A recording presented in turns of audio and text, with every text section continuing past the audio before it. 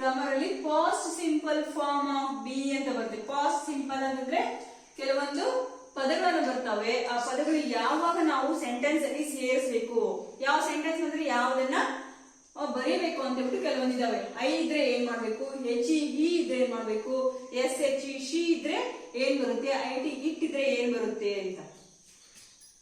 I he she it ಈ ಮೂರು ಇದ್ರೆ ನಾವು ವಾಸ್ ಅಂತ ಬರಿಬೇಕು. I was, he was, she was, it was ಅಂತ ಕರಿತೀವಿ. ಹಾಗೆ ಯು ವಿ ದೇ ಇದ್ರೆ ಏನ್ ಮಾಡ್ಬೇಕು, you Y O U you W we T H E Y they ಬಂದ್ರೆ ನಾವು ವರ್ ಅನ್ನ ಸೇರಿಸಬೇಕು. ಅರ್ಥಾಯ್ತಾ? ಇದು ಸಿಂಗುಲರ್ ಬರುತ್ತೆ, ಇದು ಪ್ಲೂರಲ್ ಬರುತ್ತೆ. ಅರ್ಥ ಆಗ್ತಿದ್ಯಾ? ಐ ಹಿ ಶಿ ಇಟ್ ಬಂದ್ರೆ ನಾವೇನ್ ಮಾಡ್ಬೇಕು, ವಾಸ್ ಅನ್ನ ಬರಿಬೇಕು, ಸಿಂಗುಲರ್ ಬರಬೇಕು.